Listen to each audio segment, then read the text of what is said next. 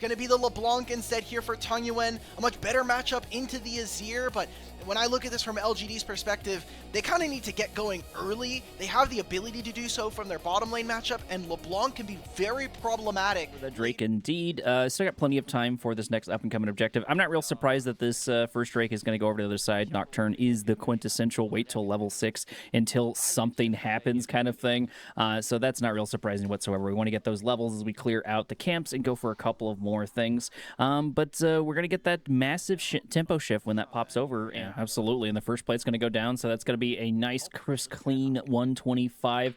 We are going to get at least one of the grubbies, so that does tie things up. I think the lion's share is going to go for to LGD, but able to grab at least one of those isn't the worst thing. I do appreciate the respect as we back off.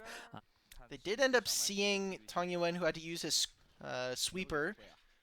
So they have an idea this is probably happening. If they ever mouse over to the pit, the announcers also give them a bit of a hint here as well. Hack speed, but won't have things like the Kraken Slayer that'll help him punch through a champion like Sion later on.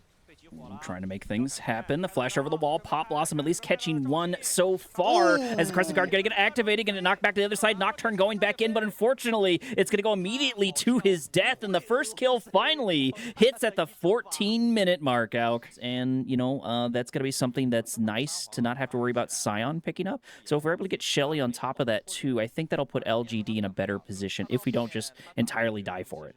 They haven't been able to touch turrets, though. Like, this is incredibly reminiscent of game number 1, where LGD, they got all 3 of the grubs and then never did anything with it. The Herald's going to go over, which will open up a bit of a timer here. They'll grab the Herald, and then they can make a play for the Dragon that spawns very soon afterwards. We're going here from OMG.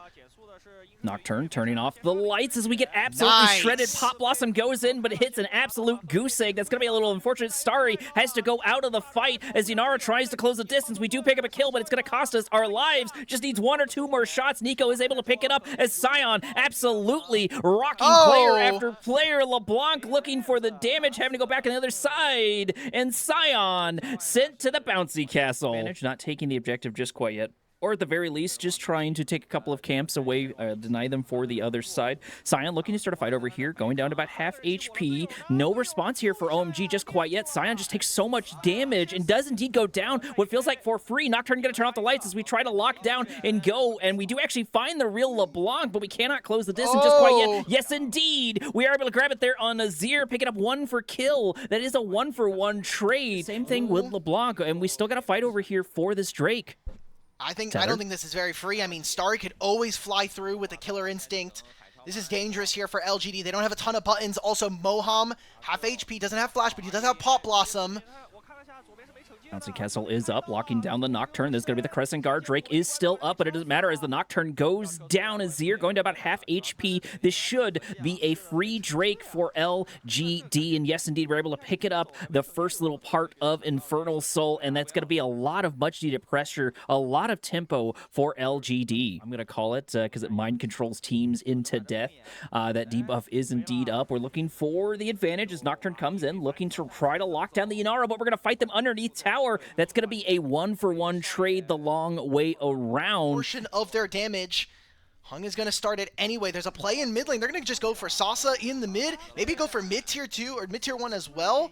Azir's on this side of the map. LGD are just stuck trying to answer both sides of the map, and they get nothing for it. Talking about before, sitting in the mid lane while his entire team's over here. We do have an ultimate to play. We do have a TP, so we can get in range extremely quickly, especially with Nocturne turning off the lights. But both sides are just looking for one little misstep.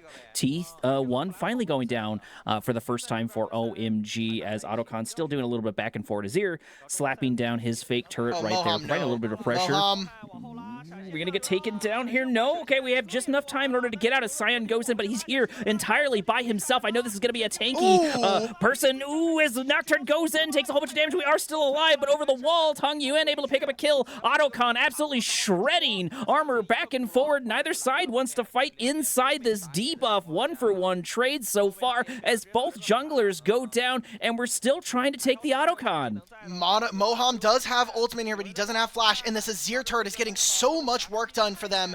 Azir plus Kai'Sa, they shred this objective.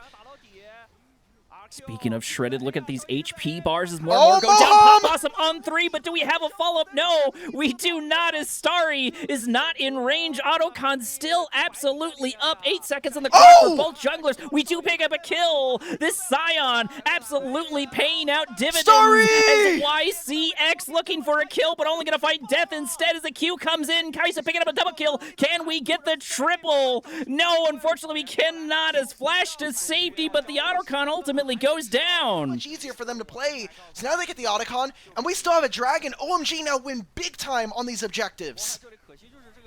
And pretty good Pop Blossom. A little sad to see there wasn't an insane amount of follow-up, but that was more time in the sun. Starting to fight now as once again Scion goes in. Crescent Guard getting activated. That's going to be ult for ult. Bouncy Castle coming down and going down just... Giving time over to your opponents. OMG are getting more points put down into the shot clock of this game. You don't want to be doing that. You don't want to be giving 3 items. You don't want to get to a Scion who's at that point and getting 3 items. They'll get the tier 1 in bottom lane, but this Baron is very, very important right now. For both of these teams, because, like we said before, both of them are 2-0 for their series, or 4-1 total. Fighting literally the same people, having sort of the same matchups as they run into. Finally, it looks like we're going to crack the T3. Going to take that down. That's going to be some much-needed reprieve, some much-needed pressure for OMG. Mid-tier 1 still, clearing out all these wards, and this is where the anxiety starts to come through. They need to have a Sasa teleport come through. Tangyuan has his teleport ready, but he's leaving base now. Look at how fast this Autocon disappears. PP coming in. Nasher looking for an angle to lock them down. We do the little spear to say hello, but OMG I think is just trying to bait this out. Reset on Nasher as we go back down to half HP. Gonna do a full reset for that one. Tongue in, poking in, saying hello, trying to get this pink ward down.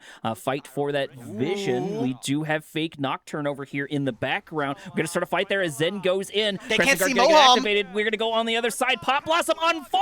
Is this the opportunity to turn around? OMG looking for the damage. Azir comes in for the 1-2 punch, and we're looking for the ace, and there it is! Full team wipe! What a fight! 5 for 1 trade. They didn't even care about the Baron. OMG played that incredibly well. The vision denial from the Nocturne. They don't even see Moham in the back line, and he lets it rip with a Pop Blossom.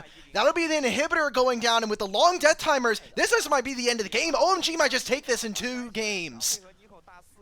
Absolutely, and there's just nothing we can do. Yeah, there's no response. We got 6 seconds on the deal for Karma, and what's she gonna do? Go in there, pop down an empowered Q, and then immediately die. Yeah, both towers down. Couple of seconds, Karma is up, and That's yes, it. indeed, we're looking to 2-0. This is the end of the series. Kind of a night and day difference. We didn't go to a 50-minute mark, Alk. These were some of the best highlights from today's matchup. Which moment was your favorite? Let me know in the comment section below. This is OP, and I'll see you tomorrow. Take care.